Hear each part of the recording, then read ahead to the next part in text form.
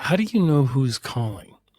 At work, when you receive a call, how do you know? With the rise of AI and DeepFakes, it's undetectable by the human eye or the human ear.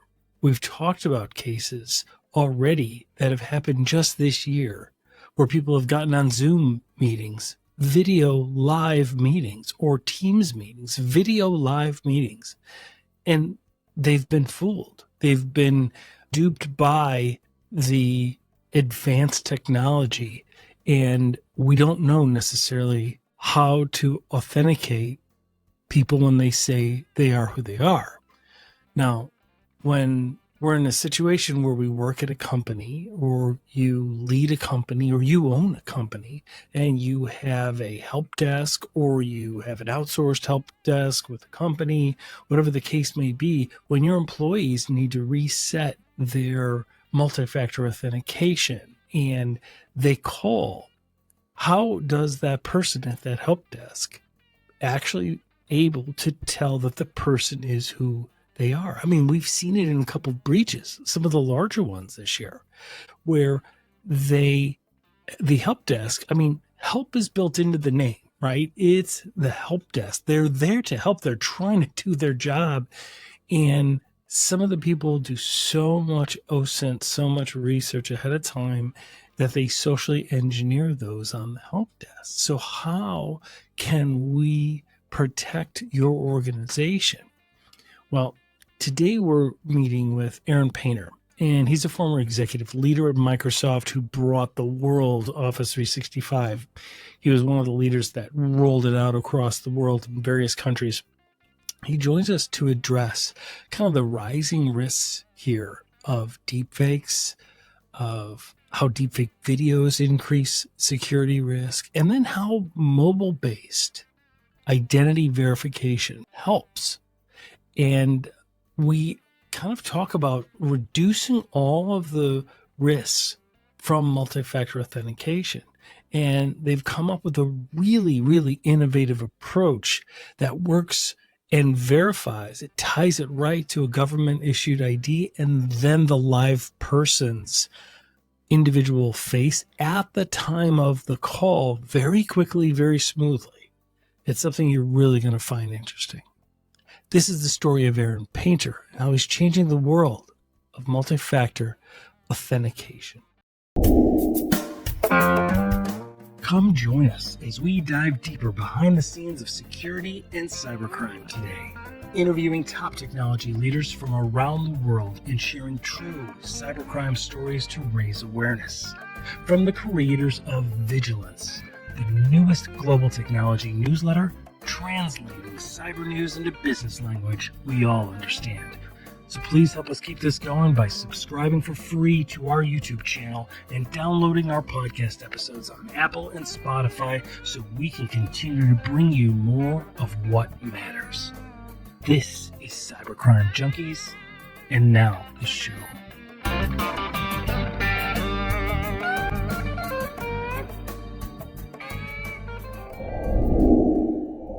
Welcome, everybody, to Cybercrime Junkies. I'm your host, David Morrow, and in the studio today, I'm very honored to have a friend, Aaron Painter. He's the CEO and founder of Nametag, which is an identity verification company that stops and reduces social engineering in situations that we're all familiar with. He's also author of the book Loyal, and there's links to the book in the show notes. He's a global business and technology leader, having lived and worked in 6 countries across 4 continents, and that's from your bio, so that may have even changed in recent months. Aaron, welcome to the studio, sir. It's a great honor to be here, David. I'm a big fan of the podcast, and catching up on some of the most recent episodes, even I just got more and more enthused on the theme you're starting to lay out around some of the risks that we're seeing, particularly as they go from call center to the way people log in to just general account protection. So I am so psyched for our conversation today. Yeah, me too. Thanks so much. So before we get into name tag and the main issue that it is really primed to be solving, because it's been involved for listeners and viewers. This has been involved in so many of the true cybercrime stories that we've been talking about over the last several months. This really will be addressing that.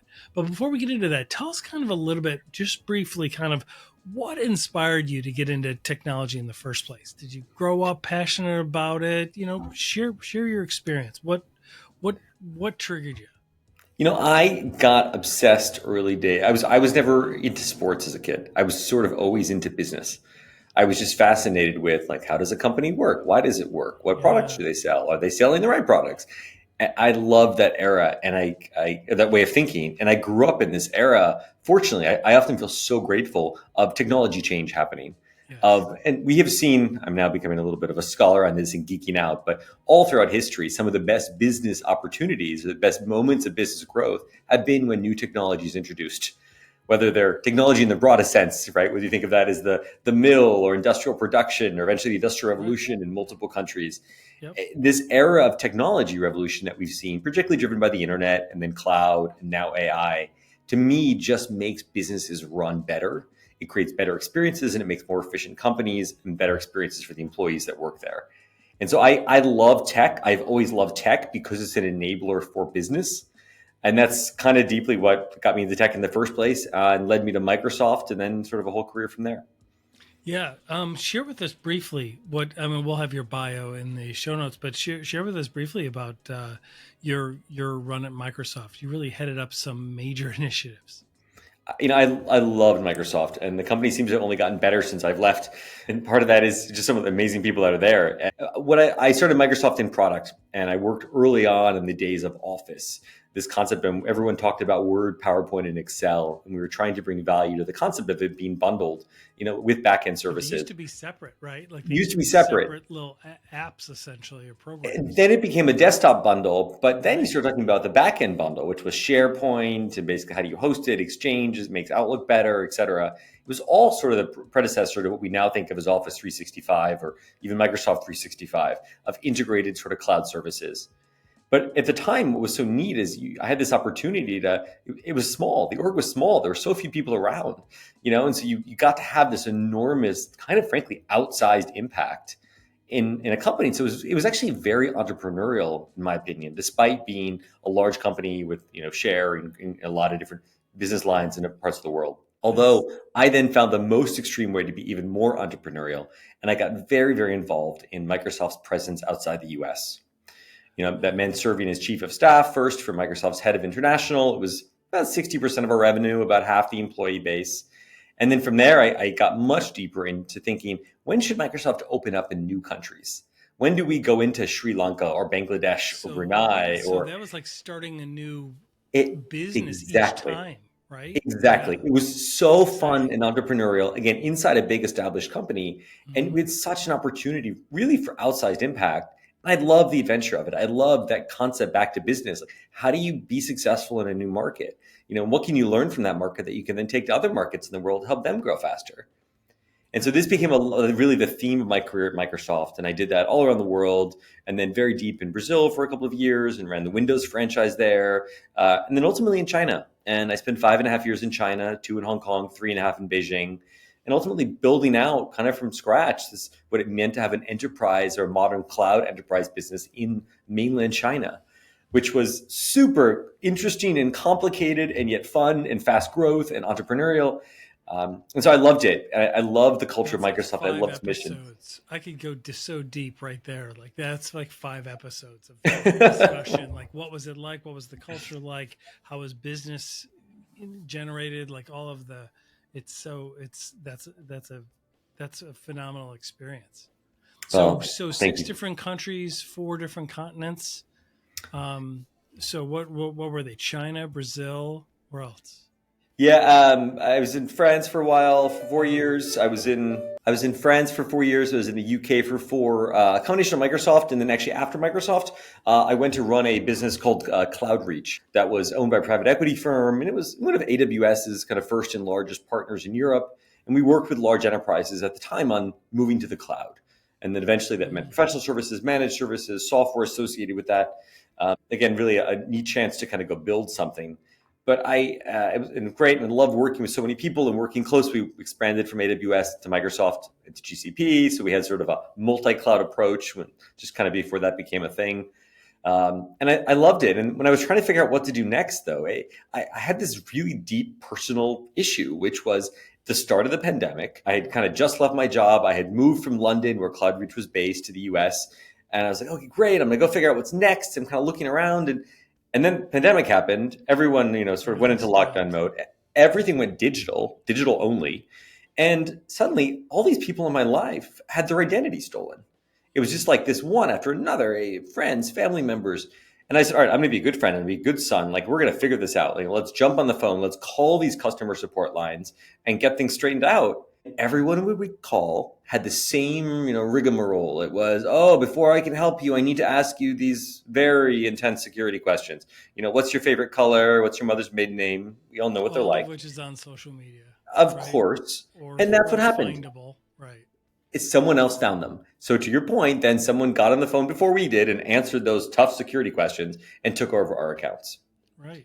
And so it's sort of how does this happen in the modern age? Okay, yes, it's a horrible customer experience. You've covered that well in your show, right? By the way, no agent gets into this business because, they want to interrogate people. Typically you go into support because you like helping people. Yeah, exactly. And the concept of being an interrogator, not how can I help you, but I need to make sure it's you before I do anything. Right. It's not pleasant for the agent. Otherwise it can hurt the real you. Right? I mean, there's a reason behind it.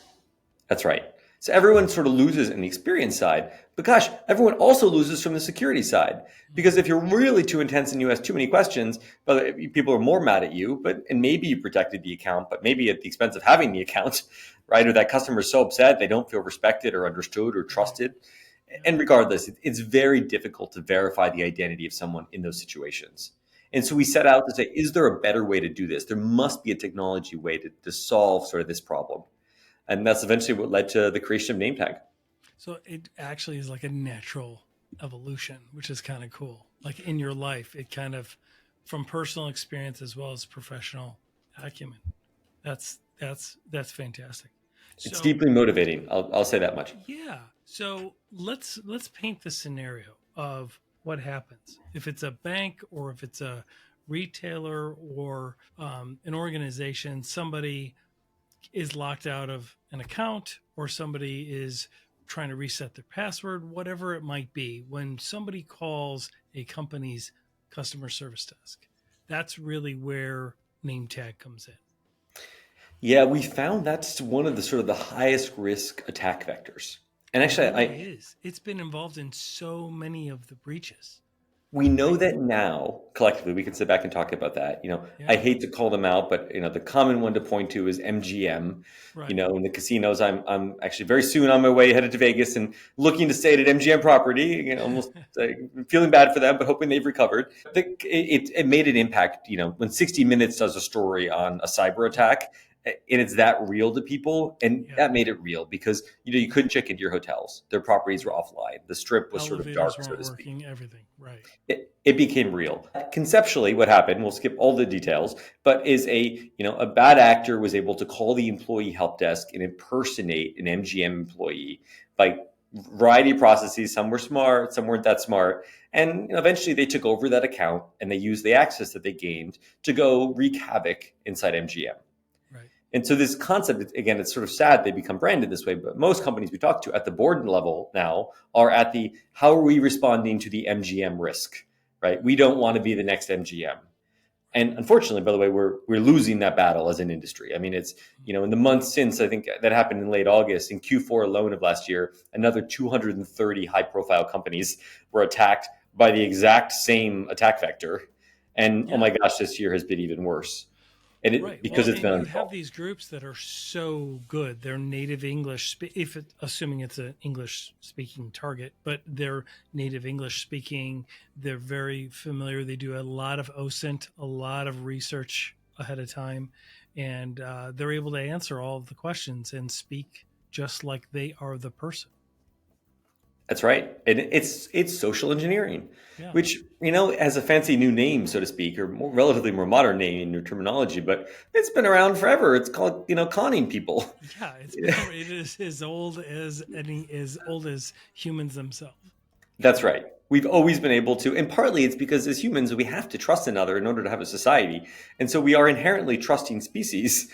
And we can be a little hesitant. We want to make sure we don't trust everyone, not right away, but we want to give people the benefit of the doubt. And this concept that you can trick someone into being another person has unfortunately just become too easy. And yet it's all the more relevant or critical if you're trying to protect an account. It is becoming the front lines for security.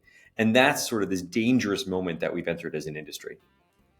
So when they call, usually there are a series of questions that a help desk person who wants to help, right? It's baked right into the name that they work for, right? It's the help desk, right? They are Yeah. there to help.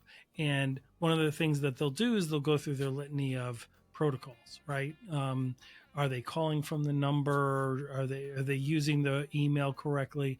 Are they what are the security questions that they have on file? And the problem is a lot of those can be obtained by threat actors, That's right? exactly right. And Those are so the common angles. So you call the help desk today, and a help desk rep will ask you a series of, identifying questions. Typically, they come from a customer file. If it's an employee context, this is very contentious, but occasionally bits of an HR file, which HR doesn't really want to give access to the IT help desk for, but sometimes those are used. Or sometimes maybe a third-party database, like a credit reporting bureau type of thing. Where did you live? What street did you live on in X year? Those are usually the spectrum of questions that people will use when they're trying to identify you for support in the traditional sense today. yeah, and I always feel one of two ways. One, they're grilling me and they should know that it's me, but based on where I'm calling from or how I'm accessing or whatever. But two, on the other side, is I can't believe that's all they asked me. Like when I call, I'm not going to name names, but a certain insurance company or a certain bank that I'm a customer to, I will call and literally a couple basic questions that anybody could know, and all of a sudden I'm in, and that's really concerning to me. So I want it to be more secure without affecting the customer experience. So Nametag's really unique. So walk us through what it does. It's Well, actually really cool. thank you. We're really excited about it too. Let's complete your other options today. So you've got security Okay. questions, so to speak. Yep. Your next one might be, let's say you really want to elevate things. You might say, I'm going to send a text message to someone. Multi-factor. Right. Multi-factor. But even their flavors of multi-factor, right? Sending a text Right. message to someone, unfortunately, is not terribly reliable because it relies on the telcos, the mobile telcos, being really good at the same experience, which is, hi, telco, I just got a new hardware. I upgraded my hardware. Can you move my phone number over? And they have to say, well, who is this? Do we know it's really you? And different telcos are trying different things, some of which is even you must go to the branch. By the way, people are giving $20 to the branch employees. So now you need two branch employees. It's we've just sort of pushed the problem on someone else. So SMS is one. Another, people say, yeah, but what about the Authenticator app? That's much better, right? Because it's cryptographically secure and encrypted. Yeah, then there are methods. I watched a demo today of I can send a ping, the caller help desk can send a ping to the Authenticator app you have. And that's definitely progress. The challenge that all of these have is, first, you don't know the human behind the device. Right. So even if you've associated an account with a phone number or an authenticator app on that device, that's progress in that you know this device that we think is registered links to this account, but you don't actually know the human behind it. So if that phone number is taken over and switched to someone else's phone, or the authenticator app or the device is in someone else's control, it doesn't solve the problem. However, what's been most interesting, and this is kind of where we had our key learning, is that over half of support calls are often because people are locked out of their account. So they are calling because they are locked out of their authenticator app, right? Or for some reason, the message wasn't delivered via SMS, which again is a much less secure way. So you've taken the best. I've got this authenticator app, and now I'm locked out. And so I have to call the help desk. They can't ping. They can't use that option. Right. So the only thing left are security questions in a world prior to what Nametag presents. So that kind of just completes the status of where we are today. And then what Nametag does is it will actually do a picture, and this was involved. The recommendation for something like this was involved by a couple. It was discussed in a couple large breaches that occurred earlier this year, and that was there's MFA fatigue that happens, right? Where somebody will be trying to access an account. They've got some stolen credentials, but they're pinging MFA. So they'll just keep doing it until somebody just lets them in, right? Or they're able to take over the device and capture the MFA. The problem is at that top level, at that administrative level, they still need to identify the person behind the device. And name tag ties in the actual person, the government issued ID, right? Along with it, like a selfie in real time. Is that how it works? That's exactly right. So we kind of invented two core components in this. The first was this idea of identity verification, which chances are you have done. One of us has done before. And if you've opened a remote bank account, the IRS has some things they're working with certain vendors, maybe at the airport. It's the concept that you scan your ID and you take a selfie. The end user like flow. ID me. I think ID me through ID me is an example of that. With the IRS, right? Yeah, Exactly right. You've used a similar flow. You've taken out your ID and you've taken a selfie. Likely it's somewhere at this point in many developed countries for many scenarios. Yep. The challenge with 100% of the technology on the market is that flow exists in a browser-based environment. Basically, it's a web browser. You can do it on mobile, you can do it on desktop, but it's still a web browser. It was created as technology for regulatory compliance reasons. Check the box. We have a plausible ID on file. That is not the same as security. Right. And so we reinvented that ID flow. The same concept, scan your ID and take a selfie, same end user experience, but instead of being a browser-based environment, we do it 100% exclusively on mobile phones. You can be on desktop and we pivot you to mobile. You can be on mobile and you're already on mobile. But we use mobile phones because within that massive mobile computer in your little pocket, there are incredible bits of functionality that we can tap into to take the same end user flow and make it significantly more secure as a process. It turns out so secure, and we can talk more about this, but that it is able to prevent against deep fakes being used in the verification flow. Well, so let's talk about that.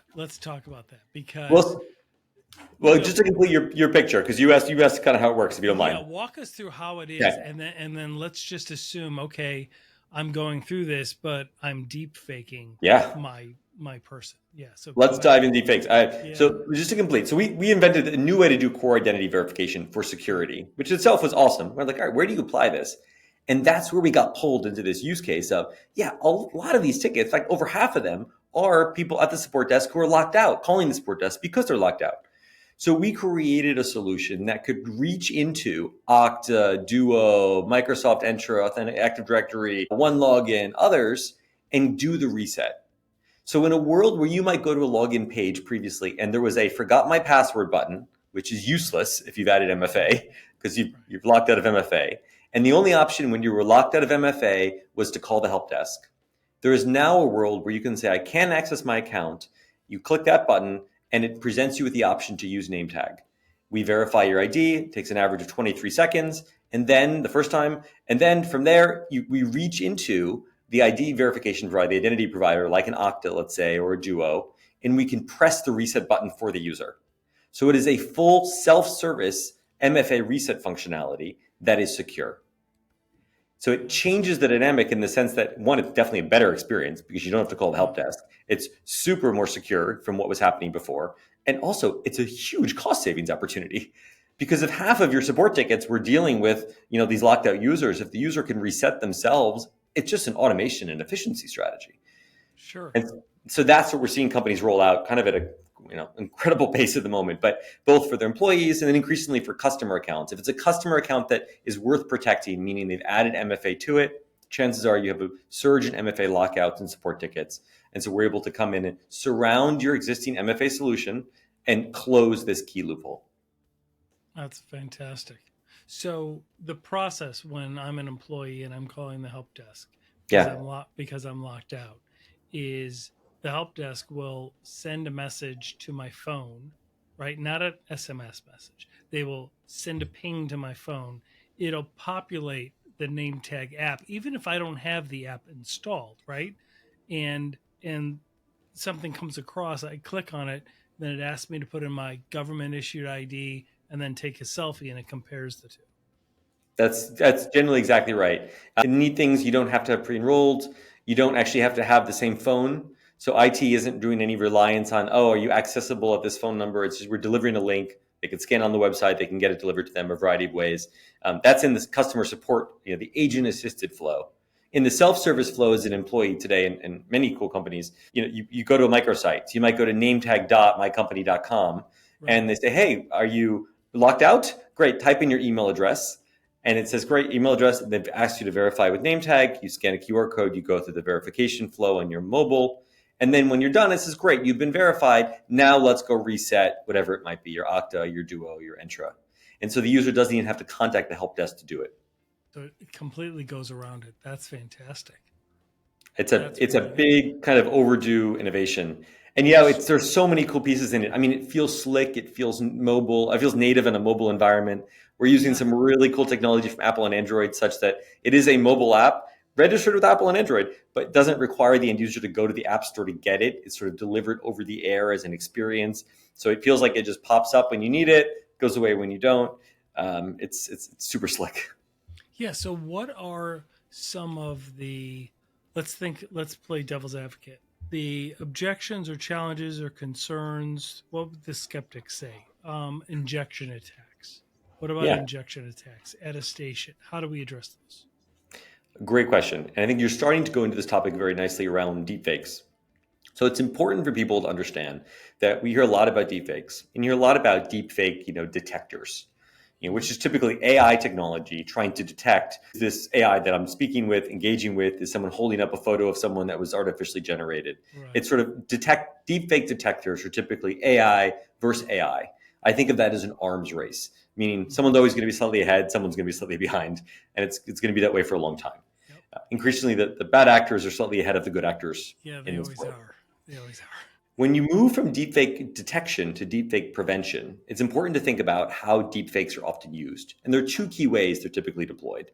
One is around, exactly as you said, an injection attack. Now, an injection attack is, the best analogy I can give is if you think about conceptually, the attacker in Hong Kong recently. And if you saw this, has made a lot of noise where we thought it was a financial services firm. It's kind of gone public. It was in a different industry, but we'll hold that aside. It was an email that was sent, almost a business email compromise to do certain secret transactions. We've talked about it on our show. And then they said no. And then they said, well, jump on either a Teams meeting or a Zoom meeting. And there was about 7 other people there, but they were all deepfaked. You got it. And then they went and did a series of transactions, 7 or 8 of them, totaling the equivalent of $25 million US. You're spot on. Pretty impressive. So incredibly so. And it scared a lot of people because, by the way, the advice from most of the technology companies, the leading ones in particular at the moment, around what should you do if your user is locked out of MFA is what they call visual verification, which means hop on a video call with that user. Right. And now here's an example of someone hopping on a video call and the people on the call weren't the real people. Right. So it caused doubt into the whole system. And that is, frankly, the infrastructure of how we protect accounts today. Right. So what's important? What's important to extract when you're asking you, which is why, how do we protect against that? But this does, which is why I'm fascinated by this. I love your energy on it. It's awesome. It's very energizing to me. Thank you. The thing to extract from the anecdote you shared is if you think about someone jumping on a video call and how easy it is to select a different camera or microphone. Those platforms were designed to make that easy. You might want a different camera or microphone to make it a better call. Awesome. Mm-hmm. But that also means you could select what is considered to be a deepfake emulator, basically a piece of software that is projecting the deepfake. And so in that context, it was probably super easy. I mean, a little trickery involved, obviously, but technically very easy to put that deepfake emulator into the call. Mm-hmm. So now fast forward to a world where we're doing identity verification flow. If the flow is browser-based, as all the flows are for regulatory compliance, you also can inject, it's not quite as easy as select your camera, but essentially you are injecting a feed that can be whatever you want it to be, whatever a software tells it to be. And that is how injection attacks work. Yep. The other key way that they work, the other key thing to think about is a presentation attack. And a presentation attack is when you present fake information to the camera. So think of that as I'm going to wear a mask, Mission Impossible style. I'm going to wear a 3-dimensional mask, or I'm going to print a fake copy of this driver's license or passport, and I'm going to hold it up to a camera. That's a presentation attack where you present falsified information. And that's another way deepfakes are commonly deployed, but usually different, right? So many deepfakes we think of today are digital manipulations. So keeping them in digital form, injection attack is the primary way that they're successful at that. So to your question, by routing users to a mobile device, we get incredible advantages. We are not just fighting deepfakes with AI. We get to fight deepfakes that are AI, with biometrics, and with cryptography. And turns out in the world of security, cryptography is still one of our best tools because those mobile environments are think of it as in Apple's world, we call them secure enclaves. They are basically fortified little encrypted shells, which are very difficult to inject into. And so by using a native mobile app, even the way that we deliver them, we're able to take advantage of that secure encrypted shell that exists on the phone, which makes it very difficult to inject into it. You'd have to essentially break the cryptography and encryption on the device to be able to inject a false feed. So we know now that our app is there, our app in quotes, is there. It is speaking to the camera that's capturing it from the device, and that we know that it is essentially our feed that's giving us that data.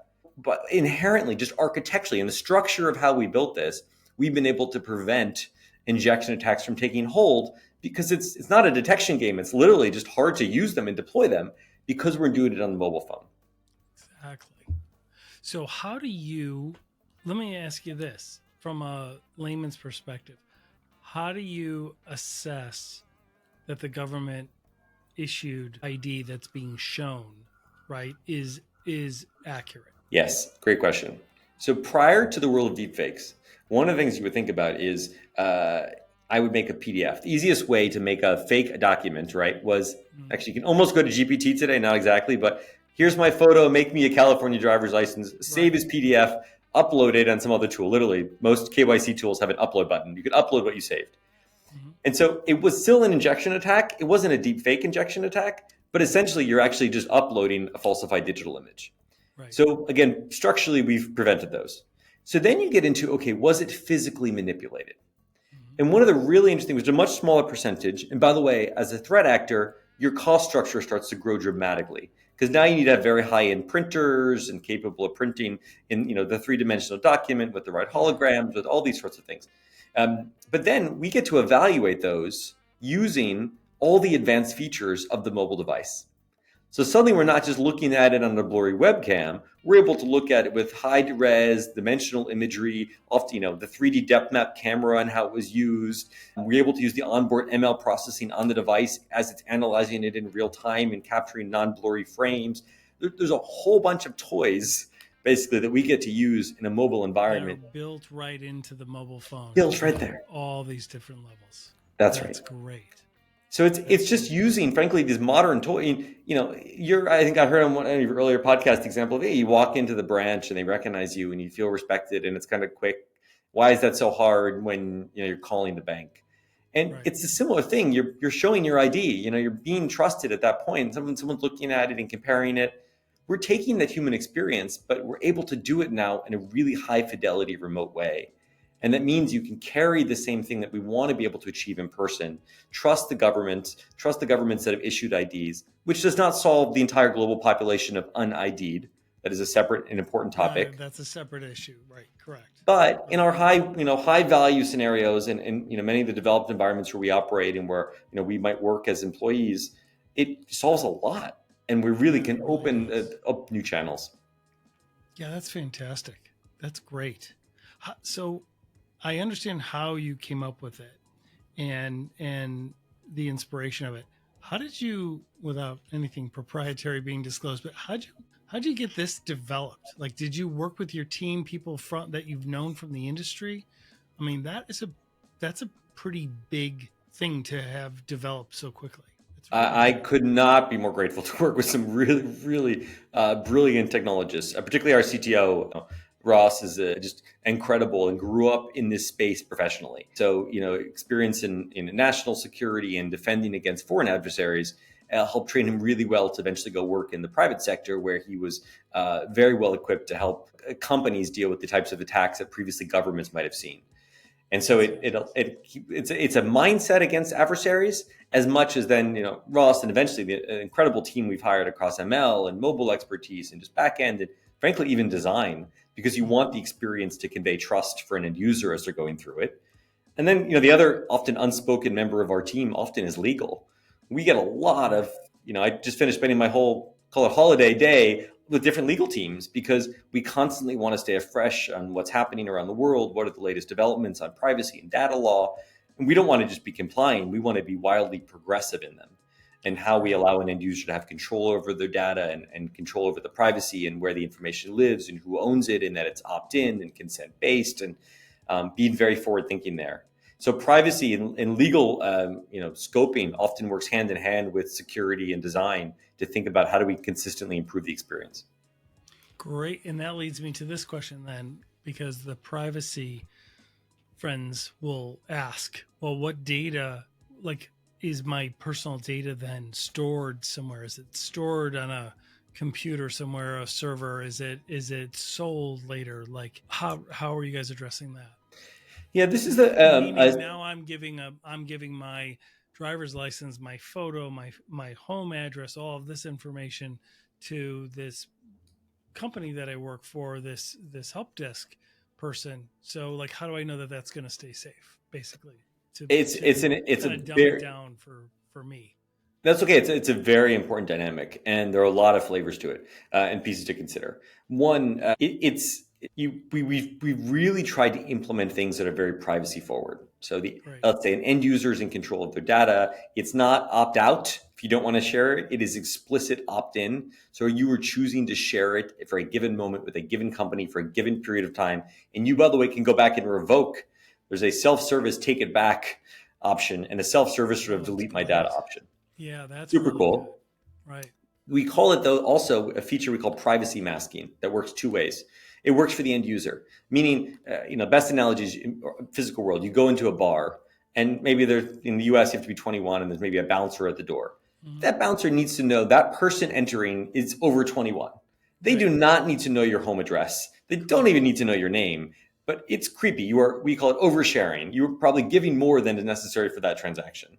Mm-hmm. So we allow the end user to choose, they give specific consent for what information they're sharing with the company. And then we give the company the ability to limit what information they collect and what information they themselves see. So in some cases, they might only need to know. Don't want to hold on to that information, right? Because that's exactly right. Yeah, or they don't want to give it to a help desk rep if they do even. Right. Exactly. So those have been really core tenets in our design philosophy around this. But another one that's been sort of nuanced is I tend to believe identity is a real-time question. It's a lot like credit cards. You're given a credit card from a bank, and then it's not that, now I have all this credit. No, you have a piece of plastic that means you can go swipe it when you want to spend. And at that moment, right, something goes through the network and says, is this person's account valid? Do they have sufficient credit? Do we authorize the transaction? Right. So to me, the concept that you have been issued a document once is not proof that you are still that person. And by the way, you were the person on the phone. You were that person at that moment. You need to re-verify the person. You need real-time context around the identity of that person. Have we seen suspicious behavior? Have factors changed? Has someone else recently tried to impersonate you such that this needs extra caution and care? And so this concept of re-verification has been really core in how we built at least our solution, because we wanted not just to make it easy for you to come back, hey, I've used this one. I've used Nametag once before. I've created my name tag. I used it once with one company, maybe as an employee. I've used it with another where I'm a customer. But we wanted to make it express for you to re-verify yourself. So let's say if you're on the same device, you might not need to scan your ID again. You could just take a selfie. One of our patents is, linking that back to the earlier selfie into the government issued ID. Awesome. But also, what happens then if you have a new device and sometimes there's no trust? Okay, well, we have a solution for that too. Another one of our patents addresses how we solve that so that you can kind of recover your name tag in order to do, let's say, account recovery. But this concept of reusability was so core for the end user experience and for security. But what we underestimated was also to prevent bad actors. Because when we see a fraudster come through, and we see a lot of attempted fraudsters, when we see them, it allows us also to create a network where we know bad actors exist and to make it more difficult for them to prove to be someone else in one of their interactions. And so this concept of fraud value we underestimated at the beginning. Yeah. So that leads me to a question. You catch somebody through this process. I have a forged ID, or I'm not the person, I'm trying to use a deep fake, or something happens and you catch it. What do you guys do with that information? There are a lot of interesting things we do behind the scenes in learning and in maybe making it more difficult for that bad actor. So I won't go into the details on those, but in a practical sense, what we also do is we go back and tell the company. What you're doing is good. So I'm just letting you know. That means you're doing the right thing with it. So that's good. Thank you. But what we do is we go back and tell the company. So here we can, we say, hey, because oftentimes we might not have full context. Hey, this bad actor, we have a clear bad actor who is trying to take over this account. You're going to have context on, oh, wow, that they were after that asset or that email account or that's very helpful to us. Or maybe we've seen this bad actor before and they've been trying and things like that. And so we do that today as kind of a voluntary service. And it's actually very exciting to see how valuable it's been to the companies when we're able to share back with them some details around that. Oh, yeah, absolutely. That's really good. So we will have a link to getnametag.com in the show notes. Definitely go check this out. This is really, really interesting, and it's addressing one of the top social engineering threat vectors that we've been talking about in so many of our episodes. Question, how did you guys create it so that they don't even have to download the app? Like I know that there's a lot of security features and offerings out there. Clearly, a lot of them have to do with apps, but you have to download the app, create an account. Some people don't even want to do that. So how did you guys do that so that it just comes through? Because I saw that in a demo and it was really exciting to see. Thanks. It's actually not a special sauce in a way. We've surrounded that with a bunch of special sauce, but that's actually this really neat function. In Apple, it's called an app clip, and on Android, it's called an instant app. And they are apps that are delivered basically wireless over the air. When they started, they had very small size requirements. And so they had to be very tiny apps. The platforms have expanded those in recent months to make some of them a little bit bigger. But what's particularly neat about it is so most of the times you see one of these is Toast. If you've ever used a payment restaurant, checkout, pay your bill, see the menu platform. Toast uses an app clip. It's a great example. You scan it, this thing pops up, you get an app functionality, it goes away. Right, it does. Yeah, I've used it. Pay the parking meters. I've seen a bunch of parking lots do them for parking meter. Yep. Great. For us, the reason why it works is because we also are able to use so many of the native features in the device. So we don't need to beam down a lot of code to then basically trigger all these advanced features on your phone. That's why for us it's a gorgeous illustration. As the mobile companies saw them, they've been like, oh wow, this was exactly what we envisioned when we created this, essentially a small app that then takes advantage of all of the local processing and hardware abilities in the device. Security and features and benefits built in. That's right. Yeah, that's great, man. This is fantastic. Okay, before I let you go though, share with us a little bit about your book. So you wrote this book, Loyal, in 2017, and it's about building a culture and active listening and how loyal employees, right, will make loyal customers. Walk us through kind of what caused you to write the book and what's the premise of the book. It's a great question, and related to what we do today in many ways. When I was living in China, I had so many big companies. I was nervous at first. I didn't speak Chinese, and I was nervous to go out and kind of just meet with these big Chinese companies. And I quickly found they actually really wanted to meet with me. And part of it was because I had worked in so many other parts of the world. And so they said, oh, maybe he'll teach us something, right? And so they were kind of covering me like, teach me what you know. Unlimited value there. But I was also really eager to learn from them. Because at this time, a lot of these companies were growing wildly fast and really being successful in China. And I didn't speak Chinese. And so some of them spoke a little bit of English. So I would go into these meetings, and the same thing happened to me in Brazil and other places. And the only tool I really had was to actively listen.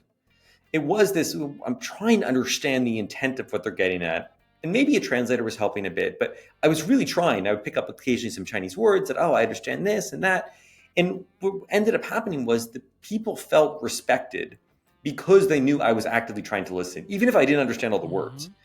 And by feeling respected, they felt like they could trust me, and therefore they could trust my employer, and we could form a business relationship. And so that act of actively listening really helped create those needs. Then separately, by the way, some of the time I was being asked, how, oh, the market's so competitive, my employees are all leaving, I hire them and they train them and they go away, what should I do? And it was actually looking at successful examples of companies. And for me, one of the most formative was Warby Parker in the US. The eyeglass company, is retail and online. Yep. And, Warby, their internal culture is so orchestrated around listening. In your first week on the job, you go to your team meeting and you express vulnerability and share with the broader group, and then people begin to trust you. And the managers are so eager to listen to the employees and listen to the feedback that when the employees then get on the phone and they're talking to customers, they are hunting for feedback. They are really good listeners because they know the customer will feel better, but they know that if they pick up something, their management's going to care. And they're going to run back and be like, look, listen to what I heard from a customer. And that's when it came to me that there's this virtuous cycle of creating a culture where employees feel heard and how they carry that to customers. Well, in our business. That's along the lines of what Chris Voss talks about in Never Split the Difference. Even in hostage negotiations, when you're in intense situations and you're talking to people that clearly are doing bad deeds, right, and about to harm someone, when you're able, even like what Chris Voss mentioned was even psychopaths want to be heard. And oftentimes what he found was being able to let them be heard without agreeing. You're not necessarily agreeing with them, but it's what he calls tactical empathy, right? You're able to listen to them, let them be heard. The trust builds, the rapport builds. You provide a safe exit for them to be apprehended by law enforcement. So it was really interesting. It's so important for culture, right? Because people don't function and respond well to dictatorial mandates from top down, right? If they're heard and then leaders above them, respond, even if the answer is no, but the fact that they were heard makes everybody feel good. Like, at least I understand why they said no. They heard me out. Everything was better. It's a really interesting concept. Thanks. Spot on. And not only is it good for people, but it turns out it's been good for business because, so many of our innovations in what we do in our product. And, I shared the story of how we went from this core ID verification technology to be able to do account resets and protection. It's because we listened. It's because we had people in the market eventually became our customers who came and said, hey, I think I need this. And we could have dismissed it and said, no, we do something else. But it's because we listened and said, hey, tell us more. What does that mean? How would it help you? And we still, as best as we can, always chances to be better. As best as we can, are we trying to listen and stay a step ahead based on what we're hearing from our customers? And it's allowed us to just really build kind of spot on for what turns out the market needs right now. Well, that is fantastic. Aaron Painter, everybody. That was a really, really enlightening, really excellent discussion. We'll have links to everything in the show notes. What's on your horizon? What do you have planned for the upcoming weeks and months? I work a lot, which I love, even though it's summer. But we're in this surge at the moment where we're almost like nothing I've ever experienced in business. We have the right product at the right time, and so we are all working extra hard to make sure we're meeting our customer commitments and kind of able to welcome as many new customers as we can. It's kind of going through hyper growth. My background is in scale, and so I'm ready for that. A lot of my colleagues are ready for that, but it's super fun, and it certainly keeps us all kind of very busy at the moment. Yeah, it's that carpe diem, seize the moment feeling. So I wish you nothing but the best. I look forward to watching the rise of it. And I will tell you, our podcast doesn't talk about particular products or anything like that. That's just not what we're about. We're very agnostic. You've come up with something, though, that solves the issue we keep talking about, and you keep responding in such a positive way. I wish you guys nothing but the best. This is really, really exciting to see. So after a little while, when I'm sure it's going to evolve even more, you'll throw another half dozen patents under your belt, and please come back to us after a little while. All right. Super grateful for that. I'm going to keep listening along the way. I know many of the listeners are enjoying these shows. I certainly am. So thank you again for having me. Thank you so much. That's so kind. Awesome. Thank you, everybody. Download and enjoy all of our past episodes on Apple and Spotify podcasts so we can continue to bring you more of what matters. This is Cybercrime Junkies, and we thank you for joining us.